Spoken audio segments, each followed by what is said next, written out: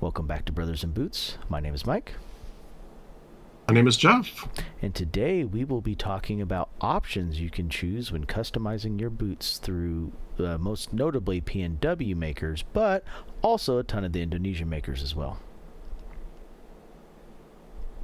Uh, can blow through some of the things really quick because they've been in the previous videos. We discussed leathers choices, lasts, patterns, soles, welts.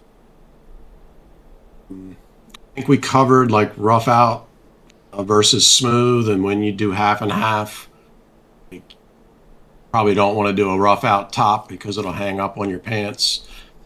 I think we cover both of those things in one, if not two videos. So full loops is a choice. I'm personally not a fan of the pull loops. I feel like it gets hung up on my jeans, Especially at 6 and inch I've like never this. found myself actually. Especially at 6 inch like this. Yeah, I never find myself using it because in the past I never trusted them.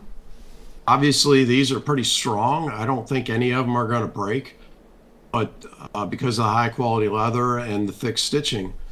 But I spent my whole life at this point not trusting them, so I don't use them anyway.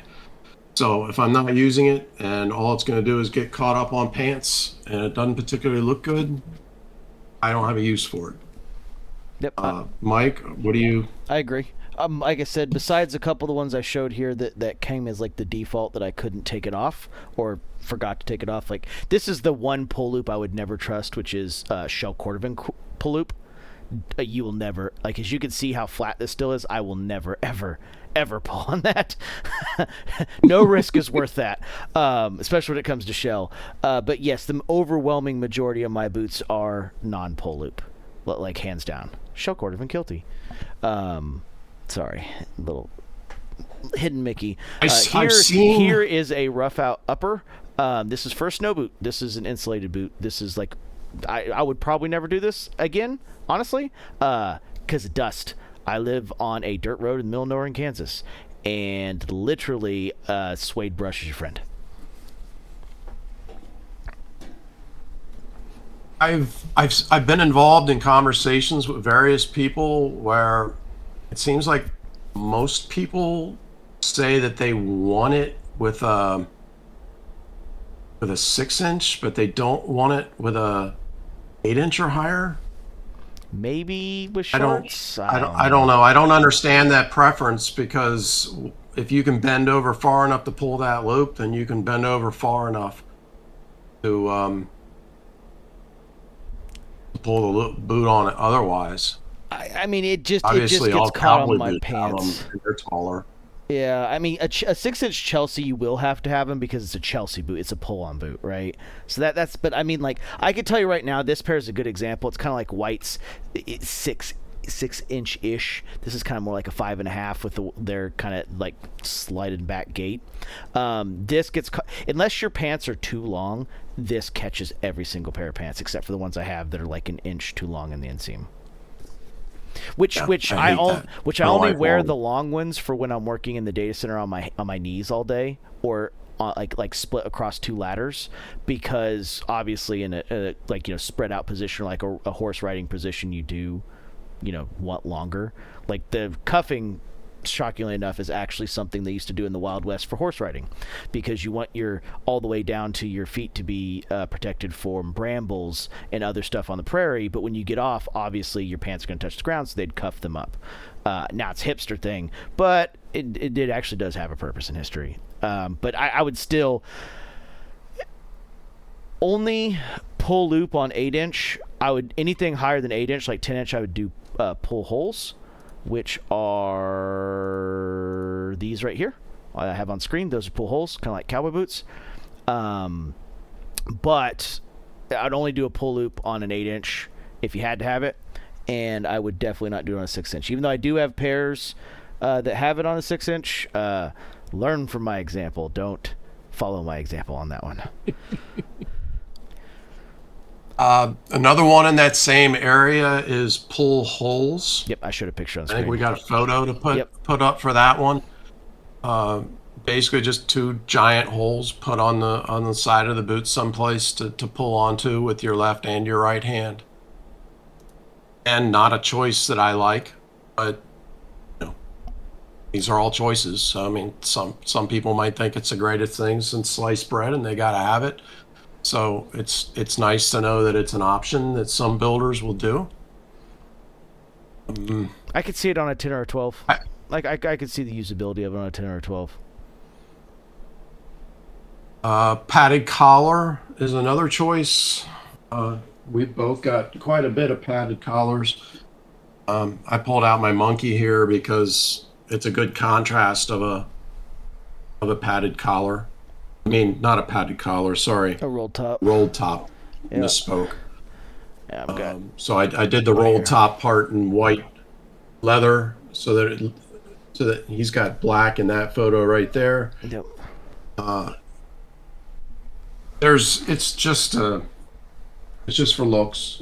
It's not, it doesn't actually do anything. It might, I kind of feel like it helps with my leg, with my calf, and sometimes I get kind of cuts going into my skin with a rough top. If you do a standard, And which is double up leather like this, especially on like an 8 or a 10 inch, I could see why people would want them. For me, I noticed it a lot more on 6 inch. I hate like for example, I don't only have a couple of these, and they're not my favorite. These cut into my ankle area really bad. I have a really high ankle bone on the inside, and these cut into, especially this collar portion of the collar right here, cuts in real bad. The roll top I find does a lot better for that.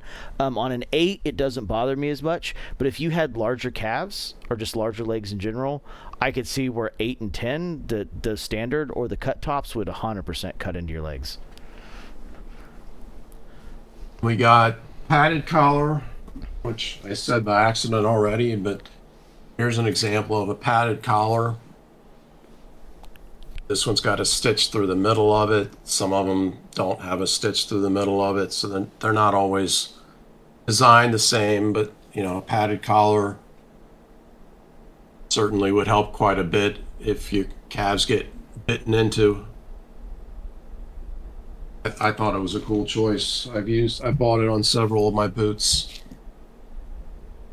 I prefer the aesthetics roll top. I have one padded collar. It's not my favorite. But I also have lady ankles and kind of chicken legs, so I'm far out of the normal. I'm the guy that the top eyelet touches on my boots, so. Padded isn't an aesthetic. It's the opposite. It's a function type thing. I can't. I mean, I did kind of pick it on my Bisons that I got recently because I thought it kind of looked cool looking. So with this one, it was a design choice. But with most of my boots, I think the padded collars doesn't really look all that great, and I've chosen it for function over aesthetics.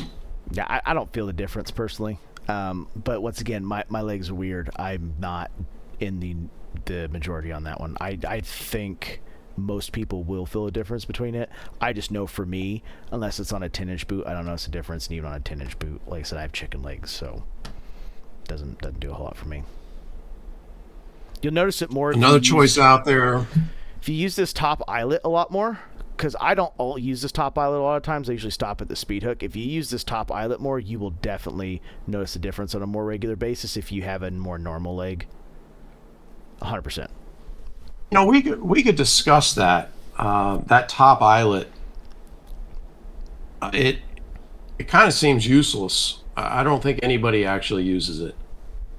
It has a purpose. Now, one thing, nobody talks about it, but one choice that you could make as far as options go is to tell them to just put hooks all the way up, so that top one was a hook, and then it'd be more usable. Yep. Yeah, that's got hooks all the way up.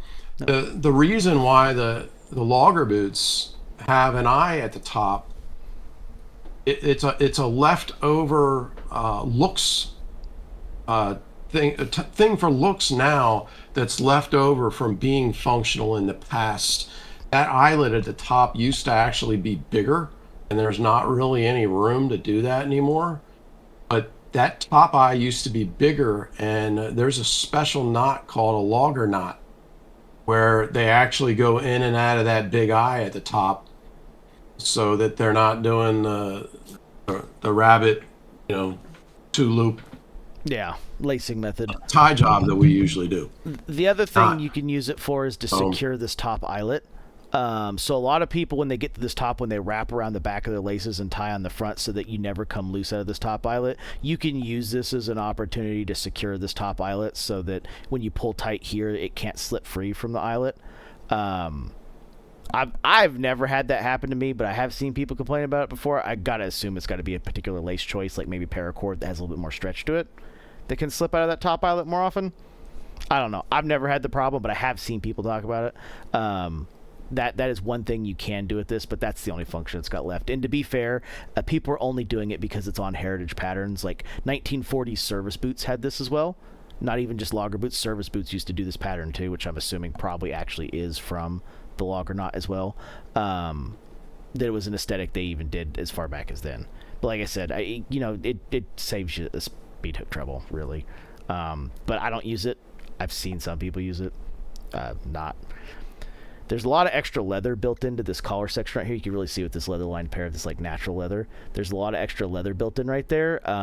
This is a pretty stiff part, so I wouldn't do it, but you can if you had to, or especially like if you're going hiking or something on kind of sharp rock, maybe can help keep your laces cinched down if you're doing something really crazy. But it's stretchy laces. I don't think leather laces would suffer from that near as much, at least not in my experience. This is a sidetrack from the conversation, but you mentioned the wrapping the laces around that some people do. That's a weird kind of preference thing that a lot of people don't end up agreeing on. I personally like to cut my laces down so that I don't wrap them around, because I don't want to put that stress onto my leather going around and put that crease onto my leather going around. I feel like that's a bad thing. So, and I always do leather laces, so it's not hard to cut down a leather lace. So I cut it down to the length that I actually need. You've got some people that think, well, it looks cool. Ooh, it's cool. It's tough. Wrap it around like that. And then other people say, well, my laces eventually break. And depending on where that lace breaks, if I've allowed myself to keep that longer lace, then maybe when it breaks, I can readjust the lace within and still end up with a full lace that I can use in the boot, so that the breakage doesn't stop you from using that pair of laces without having to replace them. I've heard that argument. I think keeping a spare pair of laces is probably the simpler and easier solution.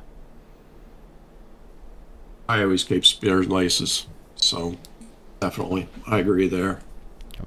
So let's see, back on track. Zippers. Here's an example of a zipper that from a PNW. It's a high quality. It's got the same thick leather. It's a YKK thick zipper. These get chosen, usually it's called a station boot, and they're chosen by firefighters. So they're hanging out at the station a lot, and they don't have their boots on. They need to get called for a fire, so they got to zip them up quick or put them on quick. So the zipper is a choice that allows them to do that. And so you got to lay a zipper into the boot there, so you don't have to actually do any lacing.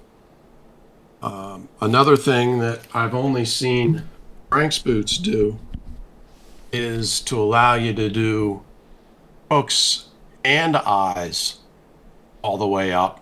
And they've been doing this for, I want to say 3.5 years now that somebody came up with the idea. and nobody once has had a problem with anything getting pulled out because of it. So it seems to be working long term as a functional idea. So with this one, I did it so that I could lace in the zipper, be lazy and use a zipper with it. Or the way that I have it set up right now, I can use the hooks as normal. So it allows you to do that option. I don't know that it's got an official name for being able to have that choice, but it is something that they offer. Again, I don't know whether any other shops would offer it or not. You'd have to ask them, but I happen to know that Frank's does it. Somebody at their shop came up with the idea, and I thought it was a great idea to allow myself versatility. And try to maximize each pair. Yeah, yeah. Give myself more choices. Sometimes I like to be lazy, and zippers are definitely great for lazy. Yep. That's why I like engineers so much. And a couple guys that have gotten the station boots have commented that it doesn't take too long to actually get the lacing on it. You just have to readjust it once or twice as you're breaking it in, and the zipper works just fine.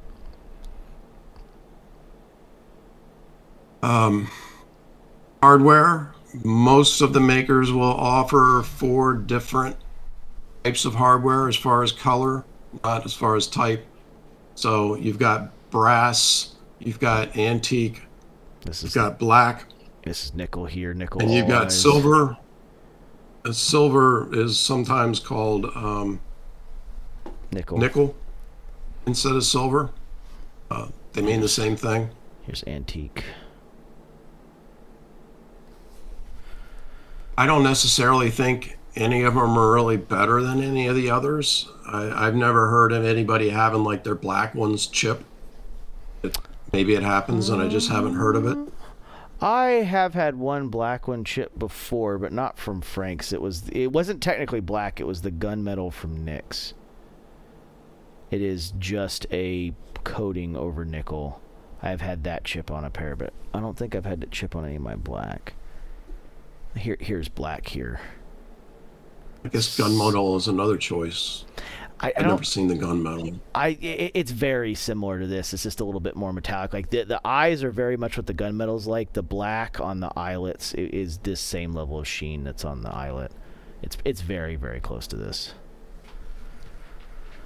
I think I covered everything. We did antique. I did brass. I did silver. Yeah, that should be all of them. I do antique more than anything else, personally. I don't think I've ever once chosen brass, and I've definitely never chosen black.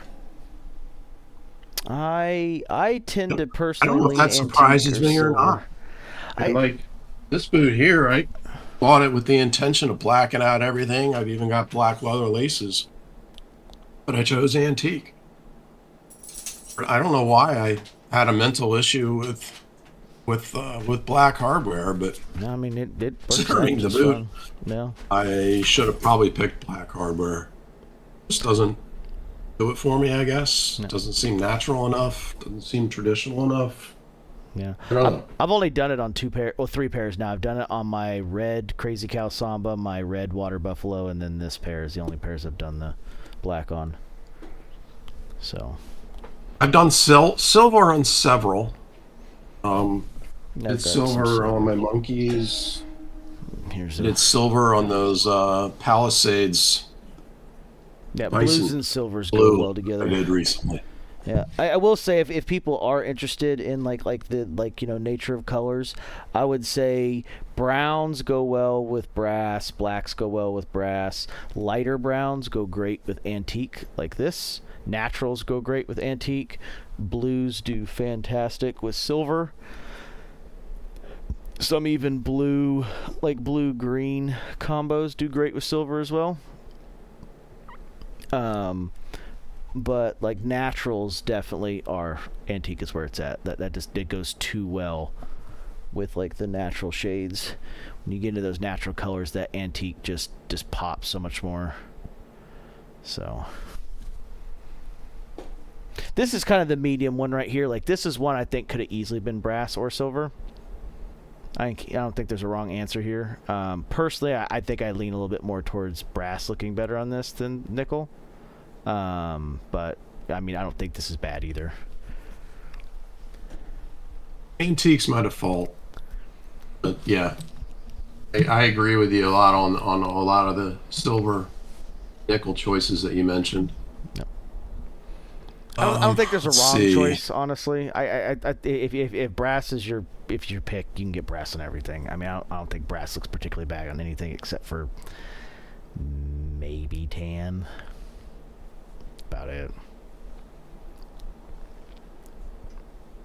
I mean, brass and antique are pretty much the same thing. One's kind of a dirty version of the other. I think antique. Guess I looks don't like better on showy brass and tans. and bright as much. I think it looks really good on black. Like that's like my default on black. I really like it on black, the polishedness. I think it pops, shows good contrast. I really wish this is a boot that started with white or with black stitching. I should have did fucking white stitching on it. Like note to self: anytime you get a black boot, like white stitching just looks so fucking good. I like the contrast of the white stitching. I found myself choosing it more and more. Yeah, I've been doing it a lot on blues too. Like whenever I do blues, I've been trying to get see this one's the Puritan style stitch, and it's blue with the white stitch. I like khakis, golds, stuff like that, with the greens and the blues just go together way better. That takes us into stitching colors. Most of the companies, I don't think, allow you to have very much choice with the stitching colors. Whites will let you choose, but I think they prefer you to do like stitcher's choice and whatever the stitcher feels like for it. I haven't gotten the feeling that they have a lot of choices. I think I've only seen like 3 choices, even when you do get the choice. I think it's red, blue, khaki, black, and white. I think are their 5 colors. I haven't seen that. They might have a green. Have that many? I haven't seen. They might have a green. I've never seen them do a green, but I've seen white. I've seen black. I've seen blue. I've seen khaki, and I've seen red. I have never seen blue or red out of whites. I have, but the others make sense. But not once again through Kyle Baker though. So that might not be a standard stock thing, and it might also be something they don't do anymore too.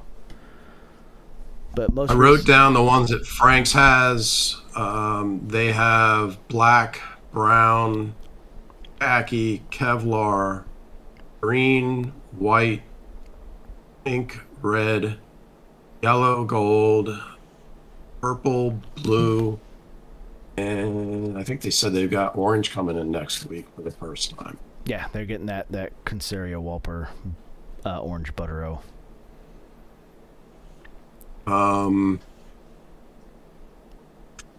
There's no good reason really for the stitching per se, and it just it comes down to looks and preference really.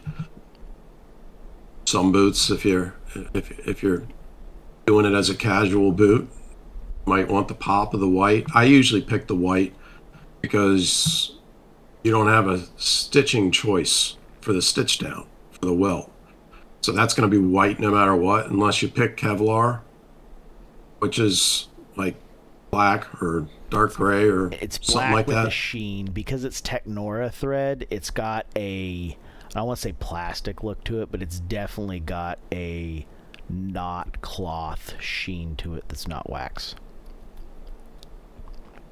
Actually, when I don't pick a... Oh, no, this was Technora. It's not Technora now. Never mind. This one was a Technora at one point until it got rebuilt. Now it's white. When I don't pick a matching stitching for the upper, I almost always pick white.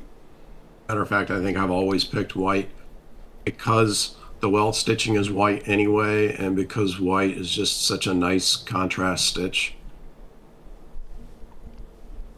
Yep. Only thing is I would do brown on anything natural like this one right here. I wouldn't do white on naturals. I would do a brown. That's the only exception to that rule. Leather liners are a choice. Sometimes that choice gets made for you with the thinner leathers, so they can get you back up to the same thickness as the work leathers. Yep. But even if you're choosing a full thickness upper leather, you can still choose as an option to have it leather lined. Riker's another great example of like why you might choose it due to the canvas. This is an example of one where this upper is 9 to 10 ounces, and I still lined it with a 3.5-inch liner or 3.5-ounce liner.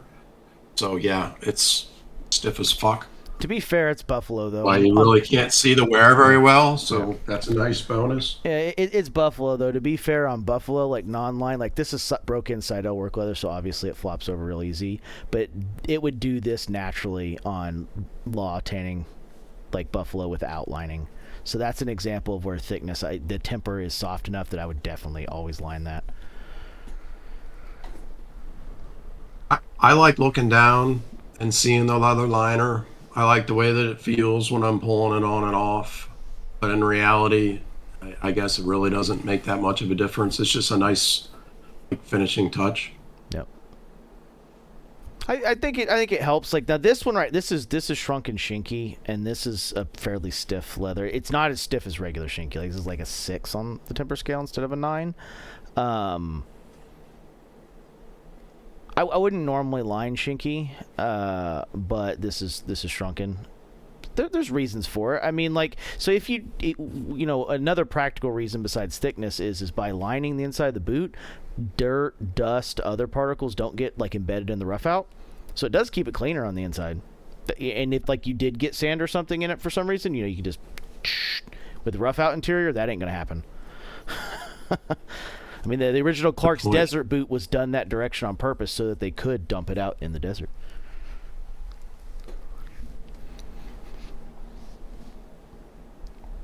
Do we do insulation? Toe caps yet? Do we do toe caps? Did we skip toe caps? Oh, that's coming up. Okay. Insulation. Okay. Insulation is not something you're going to be able to see from the outside. This boot is insulated. The easiest way to tell is just kind of how, like, stiff it is. Like this is a soft toe, and you could tell like the installation just really makes the leather quite a bit stiffer. I think this is 400 grams in the lower, or is it 400 with the lower and the upper? I can't remember. Most of them do 400-gram lowers and 200-gram uppers. Yeah, this is leather lined uppers and 400-gram lowers. This is not. I'm of two camps. People don't seem to care as much, at least from what I've seen with the insulated uppers. They tend to like the leather lined uppers, which makes sense because one, you're away from the ground. Number two, you know, you've got a big thick sock on anyway. The reason the lowers being lined is such a big deal is one, you know, you want as much insulation as possible between you and the ground, so you're not soaking, you know, cold up into your feet and dropping your heat down to the ground. And then number two, you know, chances are, you know, you're gonna be walking in snow, water, wetness, blah blah blah. You know, this is gonna be wet. Theoretically speaking, if it's that cold out, you shouldn't have, you know, water up to here. I mean, if you do, overboots. You really should be wearing a pair of overboots. But I mean, I don't know. The insulation's pretty stiff. I don't know if you have any other insulated, Jeff, but like just like look, you can tell with me pushing. Like it's pretty stiff. The insulation is not soft by any stretch. Like think of because it still gets the leather liner, and then in between the split liner that's on the inside, that's the steer hide. On top of that, or in between that and your upper, will be where the insulation is. So it thickens up the layers. I mean, this is actually a soft toe. There's no Celastic or anything in here, and I can't even squeeze it down, really. Like I'm squeezing pretty hard. Impressive. It's pretty stiff. So that's another reason I wouldn't insulate the uppers, is it's just stiffer in general. I'm not an insulation guy. I think there's two reasons to do it, and I don't fall into either category. I think one reason is because you live in a cold climate and it's always cold, and you need insulation for the same reason why you need a winter coat. and I don't fall into that range. I'm not anywhere near far enough north that that's a problem for me. And then the second one is some people their feet run hot, and some people they don't. I guess it's a matter of circulation. But I've definitely run into people that say even when they've got bad circulation that their feet still run hot, and my feet do run hot. So I can't imagine ever picking insulated personally. But if I moved to Alaska, I'm sure I'd change my mind. Yeah, I mean it's nice in the winter. I prefer to use my PNWs, my dedicated snow boots, which probably isn't the smartest plan that ever existed. But I have enough pairs and I have enough work pairs that I'm perfectly okay with that reality. So that's one of the reasons I did it. It does, limit that boot to winter use only. I mean that's an important point. Like obviously it's not going to be hard to break in. It's going to be a winter use only boot. I mean, I'd also probably try to pick a softer temper leather if at all possible, because like I said, that insulation is pretty stiff. But I mean, if you need it, you need it. If you don't, you don't. You're gonna find throughout this video that there's gonna be quite a few spots that we're gonna talk about particular items that if you don't need, you really shouldn't get. And insulation's getting into the category of if you don't need it, like you'll know if you need it. If you don't need it, it's probably not a good experimenting point. I want I want to own a pair of Hoffman pack boots like really bad, and for the reasons why that I just mentioned, I don't think I ever will. It's just There's other options. It's just too. not for me. Yeah, I mean, there's other options too. Like, say, if you're using over boots, like literally, you could just get a one of those wool insoles, like the Buffalo Company wool insoles, that will do a ton of what that insulation does all on its own, because the majority of the heat is lost through the leather footbed. The insulation's just there to help kind of regulate that. Like that's obviously got a V100 and a slip sole to help with that, but there's still the heat's lost in the leather footbed. So you could almost do just as good if it's just a casual wear to have an insole dedicated boot that you use a leather or use a winter insole for, and you could almost gain that same level of comfort. Honestly, you could also just throw hand warmers in your boots too. That's another option as well. Well, and another option that I've recommended to people that I just haven't gotten around to is heated socks. No, no. I own heated gloves, and I own a heated coat. They're both made by Gerbings, and I bought the heated coat not really because I needed that much warmth. I actually bought it so that it was easier to run the wiring. Because if I was just wearing heated gloves, then I had to run the wiring all the way up my sleeve and down to the source. So if I have a jacket on, then the jacket has the wiring built into it going out to your arm. So I bought both of those for riding my motorcycle when it's super cold out and not having to limit my season. I've thought about buying heated socks. I certainly could. They're thin now, easy to plug in, easy to put like a 9-volt battery to. I think I'd probably err towards heated socks, honestly, before I'd err towards insulation. 100% possible. And we're going to get into this a lot with the remaining ones left here. Like once we get past, I think, toe caps, which is the last aesthetic / functional, we're going to get into very work specific options. And insulation I would put in the category of getting very work specific or very function specific, at least. Well, Mike and I said before the video that we would kind of pause and regroup here and decide whether this should be a 2-part video or one. So we're at the 34-minute mark. 34:18, yep. You think? Yeah, I think we should make a part 2 that's probably about the same amount of time, or do you think we should have one video that's an hour? I think we should have one video that's an hour, because I think we're going to blow through besides toe caps, I think the rest of this is going to move pretty quickly. Okay. Let's keep on going. All right. Next one, something called boot guard. Ah, yes, I have a picture of it. This is Tough something toe. that We've got pictures, yeah, that we're going to put up. At least one picture, I think. Yep, I've got this one right here. So the Red Wing This guys call it is Tough Toe. essentially this is essentially like a spray-on bed liner for your pickup truck, but for the toes of your boots. And you can do this on your own, buy it from Amazon or whatever, or you can, some of the boot companies will go ahead and apply it for you professionally before it even leaves the shop. KG is a big brand. Tough Toe, I think, is another big brand. There's probably a bunch of different brands, but those are the two that come to mind. It's a spray-on bed liner. It's hard as fuck. So I mean, if you're someone that scrapes your toes all the time, it might be an option to help you make your boots last a whole lot longer and stay in good shape rather than rubbing off your leather. For Eating people into your who, toes. for people who have that work with like steel I-beams and sharp edges, where like they consistently have pieces cut all the way down to the steel or composite toe, this is a good option for that too, for like heavy, sharp, quick abrasives. There's a it never fails that every quarter we probably see somebody in the Facebook communities that had basically something go deep enough into the toe of their boot where it went through the toe cap, the upper, and got to the steel toe before the liner. And you want this on before that happens.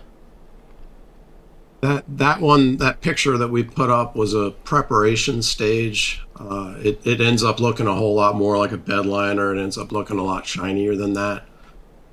And again, it's a totally a function choice for work. It's certainly not something that anybody would want for aesthetics. Yep. And you don't want to go much But it's farther there. back than it is in this picture, just due to flexing reasons. It's there, and it might be worth it for you to just have a bootmaker go ahead and put it on there for you instead of doing it yourself, depending on how lazy you are or how confident you are in your own abilities to DIY things. Metatarsal guards. We've got a few photos to put up on the metatarsal guards. These get stitched into the front toe area, at the front, the stitched down welt area of the boot. So it's literally a permanent part of the boot, and it makes its way up and gets laced into your laces at one point. I think like the third row of eyelets. Second. This is No, I guess that could be the third row of violets. It might be the third row in that picture. I've got it up on the screen, but it might be the third row. Basically, there's 2 or 3 holes in it, and as you're lacing through, you pass it to the metatarsal guard to pull it down. This is, slab. You've got bones in your foot that are called the metatarsals, so that's where it gets its name. This is to protect your feet in situations where you've got a higher chance of dropping things on your feet. It also helps with sparks. When you got a lot of heavy duty sparks coming that are going to burn up your leather, it gives you an additional protection level. There's definitely jobs that require a metatarsal guard. Yep. Foundry work, a heavy duty welder that's using like welding rods, like I think they're called like the 1680s that burn through paint and rust and stuff. That's a common use. A plasma cutter. You could see this in heavy chemical use. Like if you deal with like lots of hydraulic fluids and stuff, this could be an option to help kind of protect your boots from the stains and chemicals that in that job would potentially eat into your vamp. This is a good option to at least try to prolong some of that. I mean, this doesn't really provide there's no structure in this toe. Like this thing flexes, so like it's not going to stop like a steel I-beam falling on the middle section of your foot or anything. Next one is related, similar. They call it a welder's tongue. And I would describe a welder's tongue as a reverse kiltie. I think we've got a photo to put up for that as well. I've got it up. It looks like a spoon. It's just a kiltie that has more of the kiltie covering your toe for things like slag and droppage. That one's on the small side. I should have looked harder to find another one, but I've seen them that are like 25% longer than that. I've seen them where you can't see the toe of your boot when you're wearing it, so they can get pretty damn big. But again, it's a protection thing. It does similar things that a metatarsal, but it's not permanently in your boot. So if you wanted to put it in while you're at work to protect your boot from the sparks and whatnot, but then you wanted to wear your boots after work and you thought it looked like crap, you could lace it back out of your boot. It's also replaceable So with yeah. wear. The metatarsal guard, they have ways they can replace it where they kind of put a new piece on halfway through, but like obviously it's got limits. Generally speaking, the metatarsal guard to be completely fixed if it's got problems has to be done at a restore or rebuild stage. So this is a Next thing is go ahead. Sorry. a lineman shank. I've got Um, that here. So you'll see these a lot with these wedge boots, but they do have a these boots purpose. these boots, because of the arch, they've it's not flat here. It's a rounded bottom here. And because of this rounded bottom, you don't necessarily want to be standing on the rung of a ladder all day long, where it's just this area that's touching instead of the whole bottom of your boot at the waist. So by putting in, This it's actually wedge just right an here. additional Yep. piece of midsole that just runs from like the front of the arch area to the back of the boot. In the example he's showing you, you can see where it's starting and where it continues to. And traditionally, it's used for people who are on ladders all day or climbing poles all day, and they're on, rungs and whatnot, so that they've got a better surface area on their boot. More recently, people have been using it like his boot just did, where they've found a new purpose for the lineman shank, which is to allow the higher arch lasts to be used with a wedge sole, so that it's giving your heel just enough height to be able to get away with that arch. That's a kind of cool new purpose, reinvention of the lineman shank. But like I said, traditionally it was a choice for being on ladders and climbing poles. Yep. And So you have it more works. surface area. It works here because the wedge sole doesn't flex in the middle. If you weren't climbing poles, an arborist, working in the logging industry on ladders, maybe jumping up and down on a shovel all day, you will probably never break this in. And it only works on a wedge because the wedge sole is never meant to bend in this area right here. A wedge sole is meant to kind of be more like a tennis shoe where it rocks, right? So it works here. But bear in mind, if you get this on like your, T1 commanders, like what Jeff just showed, there's a strong chance if you're not doing these tasks, you will never break that piece in. And it probably will never become that comfortable of a pair of boots. And we mentioned we're talking about the new version that's being used for. I think it's just Whites and Franks that have come up with that new way of using that lineman shank. Like with Whites, it's the 350 CS, No, it's the Rambler. and Franks calls Yeah, it's the Rambler. the Rambler's the high Rambler, arch one, yeah. and Franks calls theirs the Rainier. Yep. And that is what this is Next, here. This is a Rainier. It started its life as a ground pounder, became a Rainier when that was an option. next one is a lineman patch. I've got a picture. Lineman patch can take on many different looks. I think we've got like maybe 4 different photos that we can flow through here of different examples. Some companies, it's kind of they've got their own design of a lineman patch that is kind of their identity. Other ones kind of generally look the same, but a lineman patch is because the lineman is climbing poles, and their inside is coming in contact with like the tree with the log that they're climbing up, the pole that they're climbing up, and it wears out the boot. So by putting a lineman patch that you can see in those videos that's running from here to there, you can increase the life of your boot so that you don't wear it out as fast. So you run through the outer layer faster, and you don't run in through the actual leather for the boot. There's, like I said, there's like 3 different styles I think that we put up there, maybe 4 different styles we put up. I'm gonna I think we put up one from Wesco, one from Nix. I think the Franks and the Nix ones and the white one look the same as far as that basic one. Then they've got the casual one that gets shorter along the way. There's another take on it. I've got This I've got one a they casual call here. this one they call a work one on this monkey.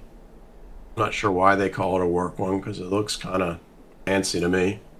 Yeah, he's got the what they call the casual or the dress one there. I can't remember which they I call think it. it's called dress now, but and so for some of these, like in a monkey boot, because you don't flex as much in some of these areas, it's not as bad. But when it comes to these lineman flaps and patches, a lot of people try to use them as like a splash of color and a way to two-tone a boot. I mean, keep in mind they're meant to protect the tree or protect the boot from the inside of the tree as you're climbing. Number one. Number two, you see them sometimes on the inside and outside because some climbers have gaffers that go all the way over the top of the boot, so it protects that climbing gear from cutting into your boot as well. The chances of breaking some of these in with these is slim unless you make a good leather choice. Like. So this is Badalassi Carlo Waxy here. It is a thinner leather, even though it's got a stiffer temper. This is an option that will eventually break in. As you can see, these got probably about 1,300 hours of wear on them, and you can kind of see some movement in them. And, this is lined and whatnot, but it is, let's see if I can find an angle here. You can see it's not the thickest leather that existed. This is right around 6.5 ounces. But keep in mind that, like right here, you're going to have, at this part of the boot right here, now you can have the the vamp, upper, and lineman's patch all are going to intersect right here, and you've got 3 layers of leather in this spot right here, right? So that's where you got to kind of think about when it comes with these patches. Like, you're really doubling, tripling, and sometimes quadrupling. If you count the liner, it's actually 4 layers. This one was done for looks. It is on both sides. It is at a bending point. I mean, you can see where the leather is bending. So it is bending at the edge of that. But this is a 6-ounce leather. So you end up with 6 and 6. You end up with 12. Really good example of that in maybe shell. 13 total. And that's not too bad. But I mean, if you had a work leather that was 8 ounces, then you've put yourself at 16 ounces. 16 to 24 in some parts. Actually, this shell cordovan shows that perfect example. If you can see exactly where the shell wants to roll, which is right in front of it. You see some roll happening here and here, but it definitely is going to want to roll in the least possible resistance. The lineman patch is pretty much, or the lineman flap, excuse me, is pretty much the same thing. It's got exactly the same purpose, but this one stitches into the welt, a stitch down, just like that metatarsal guard did. And that's why it's called a flap, because at the top, it's not totally connected. And what makes it lay down is when you put it through your laces. So it's got eyelet holes in it. Sometimes they do stitch them all the way down, but that's more of like a looks thing to make the stitching match. They don't have to stitch them all the way down. Like you can get a cherry bison. You can get a 1 eyelet, a 2 eyelet, or a 3 eyelet, depending on how big that you want it to be. Most people use it for a splash of color, or to add some personality to the boot. Traditionally, it's the same thing as the lineman patch was. It's used for linemen. You're climbing poles, and you need that extra leather there. So that's that. Um, you got toe reinforcements. You got Celastic, double Celastic, steel or composite. Celastic here. I mean, you're never going to be able to see this, but this one happens to be Celastic. I don't keep steel or composite personally. I don't feel like you should use them unless you need them because they're not comfortable. Steel gets cold in the winter. Celastic just kills the breathability of leather. Steel gets kind of hot in the summer too. So Composite's good for once or twice, and then you got to replace it if you've dropped something heavy on it. Celastic is just to keep the toe box up. The double Celastic is a weird choice that's not chosen very much. Honestly, I think it's mostly chosen by people that are required to use a steel toe but really don't want to. Faking it out, yeah. And they try to get away with it by doing a double Celastic. Double Celastic does not protect. It is not going to protect you. So if you work in such an atmosphere, you're going to be fucked if you ever actually drop anything on your toe because your boss will be like, no. Whites You're will told you actually need to wear protective toe wear, and that does not count. And we're not going to help you with the fact that you no longer have toes. Yep, no workman's comp for you. The Whites also does a triple Celastic as well, which I think is really leaning into that, trying to fake a safety toe. Never known anybody with a triple. It has a look like it. You can see it from the outside. It's got a very odd look to it. I 100% would not recommend. Leather toe cap. Lots of examples of that and lots of ways to execute it. The P&W brands give you a very large leather toe cap. It sometimes goes pretty much up to the upper. Here's a shorter one. I order mine a half an inch shorter than normal so that I can get more bendability before the toe cap starts. Here's a good example of this. This will show exactly what I'm talking about. This is exactly what Jeff's talking about because I do the same thing in my work pairs. I think it looks better that way. Some people think that the larger that is, the better that it looks. You get these real deep rolls and creases when you have a farther back toe cap. So, as far as how you treat that leather toe cap, you can they default to 2 stitches, in which case you really don't see the stitches very much. The leather kind of rolls up there just a little bit, and the 2 stitches are kind of almost hidden. yep, You can do a 4 stitch. Yep. You can do a 4 stitch where they're the stitches are separated so that you got 2 and then 2 with a space, which is a very popular choice. It's probably the most popular choice. I don't have an example of that one. I choose mine as 4 in a row, which I've sometimes called the Jeff option because I don't think I've ever seen anybody else choose it. But I don't like that space in between the 4. I have one that is told that way. I think JK defaults that way with their 4-row stitch sometimes, and then I know Gabbard does his with a 4-row like that. He doesn't do any spaces. I only have one pair with the space, and it's on the Winter Smoke Rambler, and it's also black stitching, so you can't see it. I would have grabbed it, but you can't see it. It'd be very difficult to see on camera because that's a wax suede with the stitching on top, and the black stitching is very close to it, so I didn't grab that one just because you're not going to be able to see it. I do have a pair that's in the same 4-row in the line, but me personally, I default to 2. I think it looks better. It lets leather shine. That's just kind of my aesthetic. So almost everything I have is 2-row toe cap. I only have the one. No, I have 2 4-row toe caps. One is at Frank's. That's the natural oiled Latigo, and then I have my work. Yes, my brown work pair that's got a 4-row on it.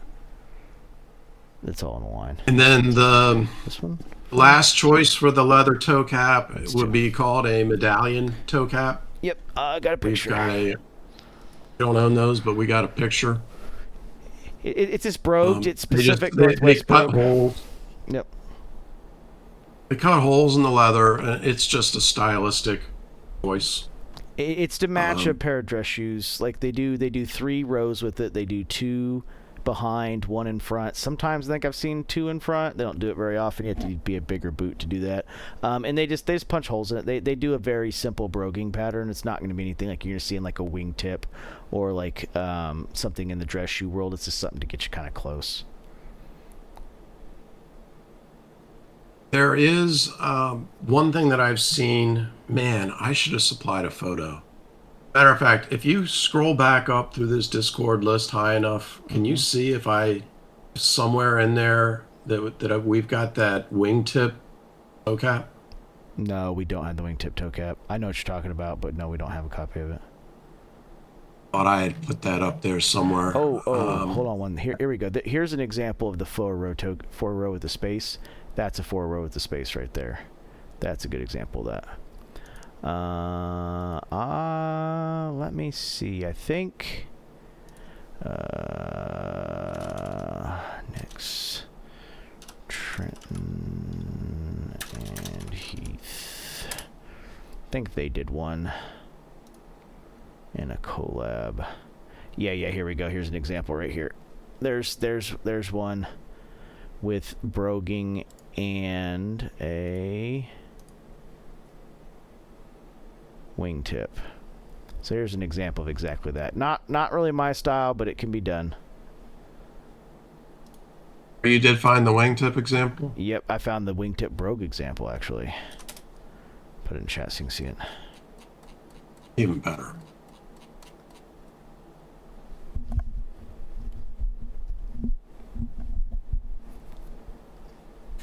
So it's there. It exists. They can do it. Would not be my first, second, third, fourth, or fifth choice. But it does exist. This is medallion toe caps. We did that. Another option is the toe bug, which is, another way of doing a less plain toe. So this right here is a pair of Franks in a toe bug. In the Western boot world, this is called toe flower, not a toe bug. But the Pacific Northwest guys are going to call it toe bug. Here's an example of a pair of bootines in waxed black kangaroo with a very stylistic and roped toe bug. Quite beautiful. Sneak peek for someone's special pair of bespoke cowboy boots. Not mine, but mine are coming.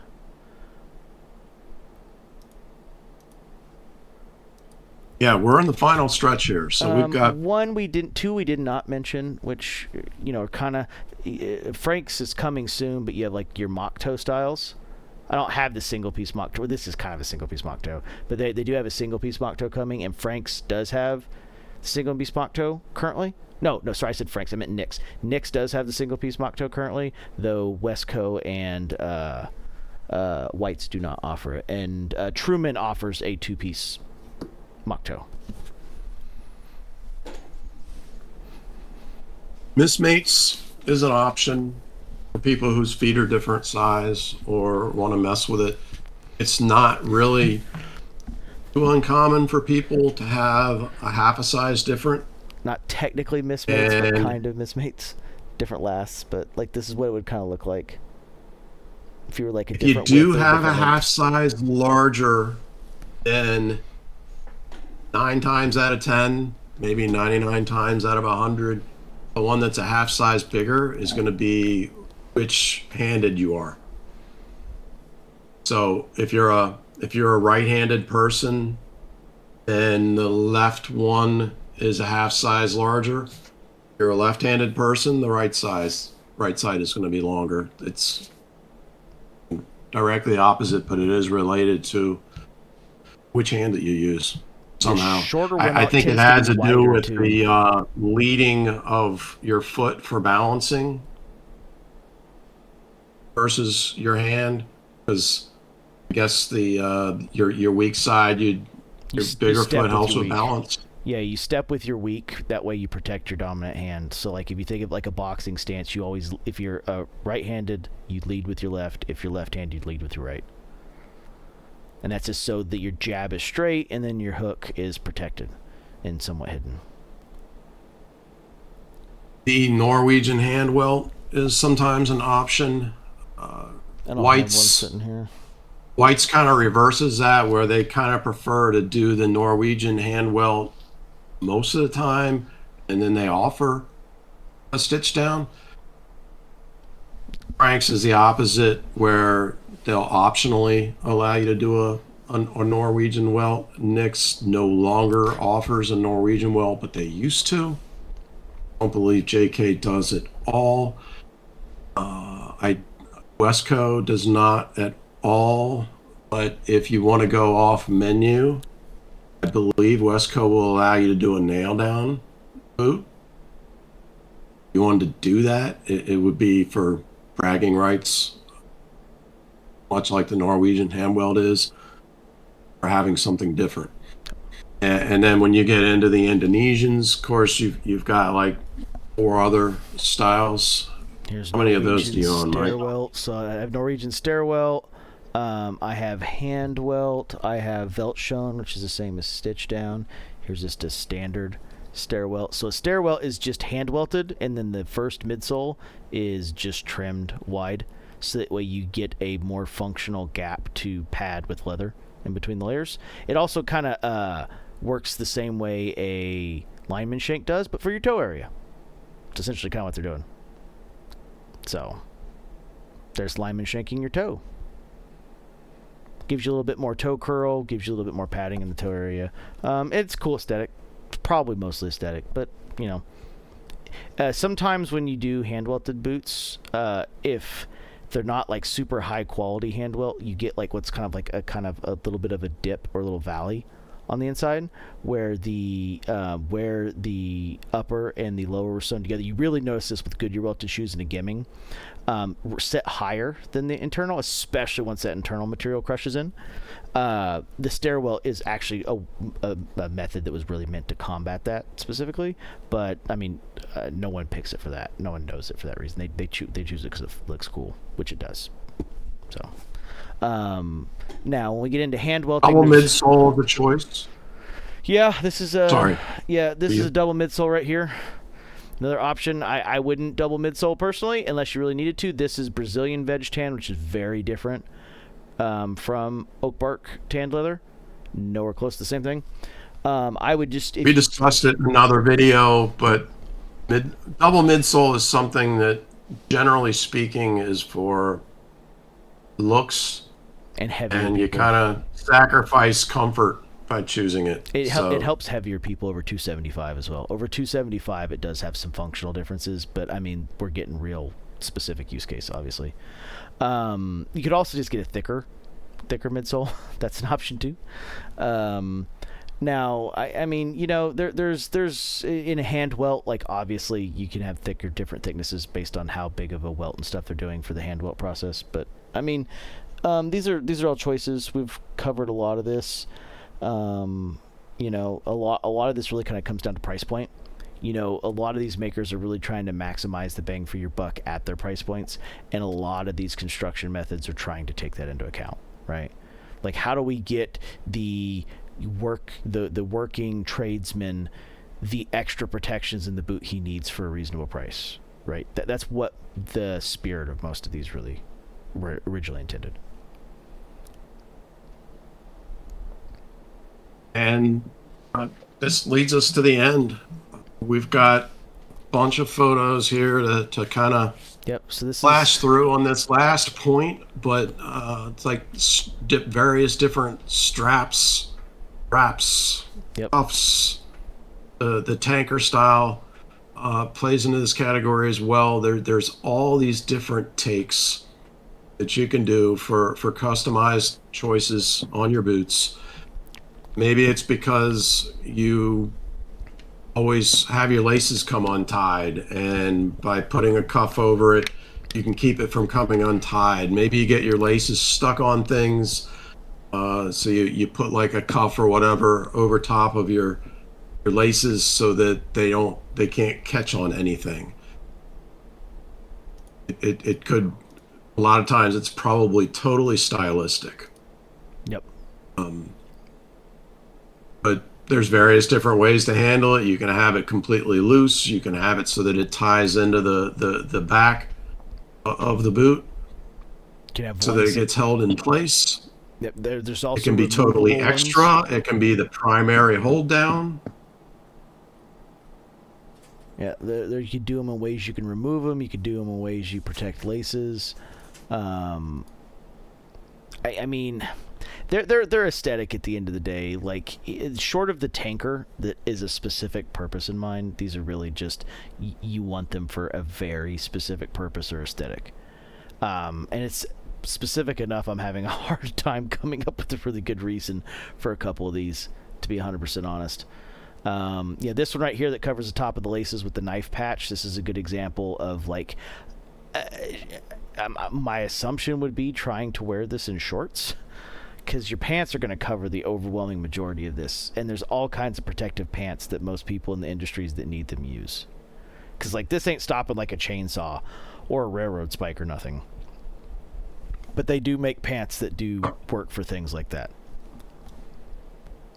I forgot. We've got two things that I forgot. One, I guess it falls kind of under the toe cap section, but if you ride a motorcycle shift patch, and you want to protect your toe, there's I had an example photo that we were going to share of a patch that's specifically made for the shift area for that boot, and I've seen various different styles on that, and I think a lot of places, if you want to design your own look on a patch like that they'd probably let you design it to put onto the boot.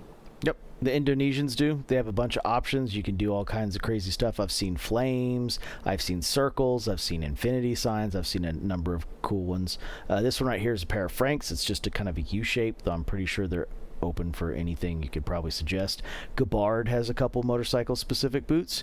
If you're into creosote and want to spend $2,000 on riding boots, he has options that are specifically meant for that he stitches stuff into the toe cap to it's a cowboy boot style called rowing, where he creates rows with ropes under them, just like twisted twine threads that give kind of a ribbed nature to it. But I mean, it's what it's meant to do. It's there to stop the scuffing from your shifter. The other thing too is color transfer. On certain colors, a lot of the different shifters that exist get tons of color transfer. You see that on people who ride motorcycles to work in dress shoes. Their shifter foot, if they don't have a saddle shifter, always has a stain on it that you just can never get out. You basically just have to dye over. And then the last thing I had forgotten was different kinds of pockets. Yeah, so different kinds of pockets, different this one's a knife maybe a pocket on the inside that would fit your driver's license and some rolled up money, some folded up money. Maybe an outside patch with a snap button to it, where you put your ID or something in there to avoid wearing your wallet. Knife, a place maybe. where you're not going to get pickpocketed. You can have a pocket put on for whatever knife that you like. If you got a specific knife you love, tell the builder the size of the knife, and they can make a pocket for you on the left or the right boot, inside, outside of the boot, that is just the right size to put your knife into. They'll even do it. Some of them will even do it for your gun. Yep, here's a picture one. Tell them what size gun you got or what type gun you got, and they'll build a holster sew a holster into the boot for you. We got one photo from an example of Frank's with a built-in holster in the boot.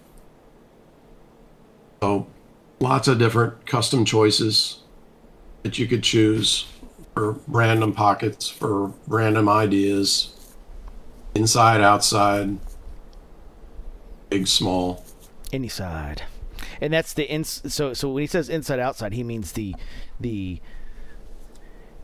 inside of the boot, this is a left boot. Inside of the boot, outside of the boot, in terms of that. But he also means they could do the pockets on the inside here as well. So Yeah, you could totally put it on the inside so that it's touching the sock if you wanted it completely inside hidden. the shaft, outside the shaft. I mean, I don't know if I would do it, but you could put a knife on the backstay if you wanted to. That might actually not be a bad spot for one. You're gonna cause some other problems down the road, but I mean, you could put one right here. It's possible. I mean, you could put one lower in the boot too. I don't know if I would, just due to water and other concerns. The reason they're kept up higher is specifically to keep them away from the elements. But I mean, they could really kind of put it anywhere. So, When you're doing custom, it's an added touch that might work for you for whatever reason.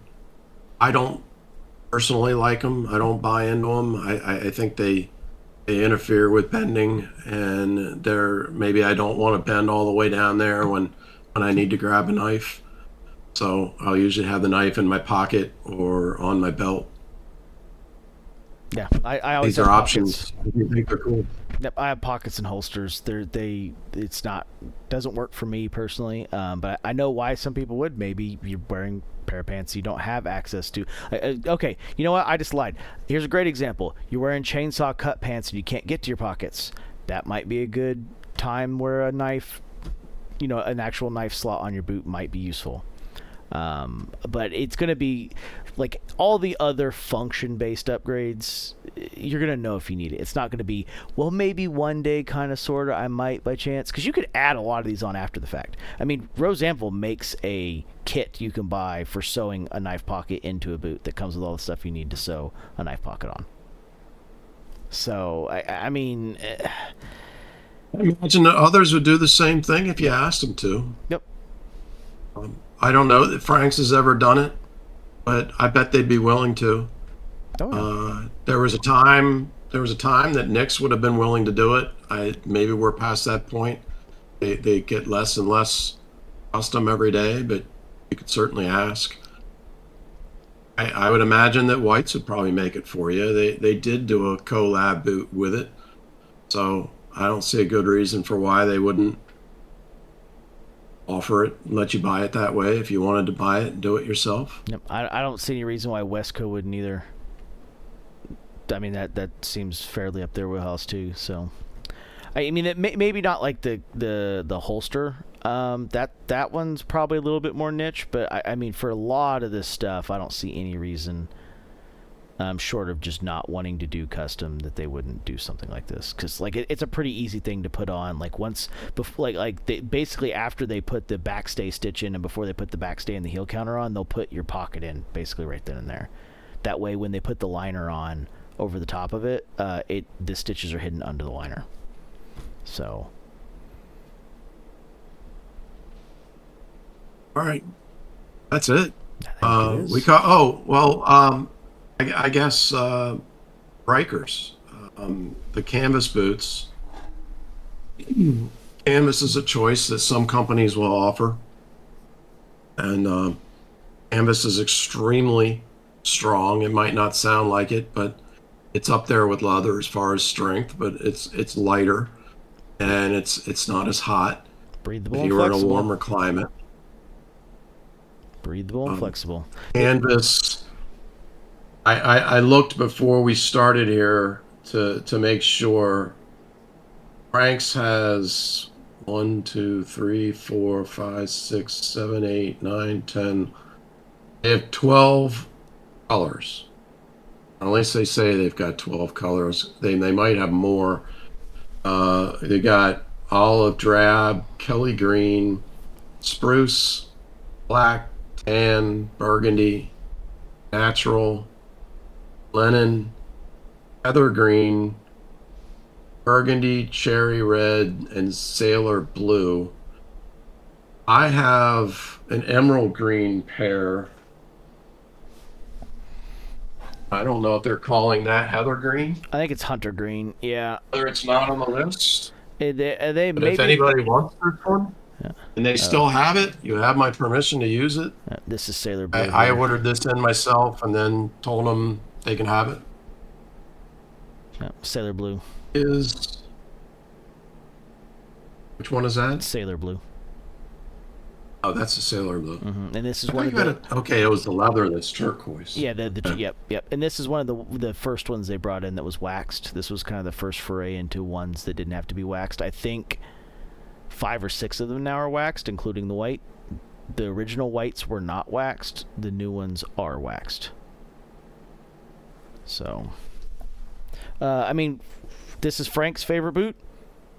He's defaulted to this one. I do like the Riker quite a bit. I think my biggest complaint with the Riker is that it can't be a monkey boot. If I could make this a monkey boot, I'd probably own more of them. Frank, interesting story, I guess, but Frank was against the canvas boot. It was somebody else's idea in the shop, and he went ahead and went along with it because other people liked it and thought it would work. And the very first pair, I think, I made for him so that he could experiment with them. And despite the fact that he didn't like it and he didn't want to do it, it's been his absolute favorite boot for over a year now. It's been like pretty much all he wears. So it is a cool boot. I've got my 3rd pair on the way. Is that the Kudu? Yes, it is. Yep, my blue Palisade should hopefully be done here before too long with the JFJ Bakers insole, midsole, and heel lifts. All right. That's it. So we're at an hour and 15. Yep, hour 16:37. You like that length? I think that people like shorter lengths. That's a question I can ask for anybody who's still watching. I hope everybody makes it to the end, but you know, what length videos do you like? Post up in the comments and let us know. Do you prefer like quick in and out 15-minute to 30-minute videos, or do you prefer things that are like hour and a half, 2 hours, so that you can like ride back and forth to work listening to it as a background piece? Because we've certainly debated what the proper length for a video should be. No concrete answer so far. So we're done. Like, comment, subscribe. Please, we value the comments. We've been doing a real good job of responding to everybody that takes the time to ask a question or just to say, hey, you're doing a great job. We're sorry for the video problems. As far as audio, we've had a few problems matching the volume between him and me. So we're sorry about that, and we're pretty sure that we have it figured out. This is the first one where we redid some mixing, condensing that we think is totally got it fixed. Yep, our voices will probably sound a little bit different too. I've increased the gain and stuck a compressor in between to normalize everything out, and equalized it between both people, so there's probably more like nuance from our voices, so we might sound a little different from this one forward. Just as an FYI, that's just the kind of beauty of a compressor. There is a setting within YouTube, by the way. If you go into your settings and you click on the video, I know we're talking about audio, but if you click on the video section in settings, there is a section called stable volume that you can click, and that is supposed to equalize it on your end. So even for some of the videos where we're a little bit off, you can use that, correct it.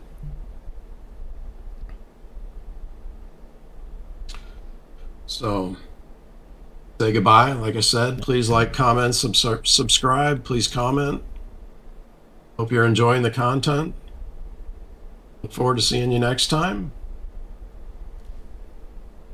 Yeah, please on the video length. The video length is one we're real interested in. So even if you don't have anything else to say, the video length one we are super duper interested in. So anyway, have a great day. Bye bye. Thank you.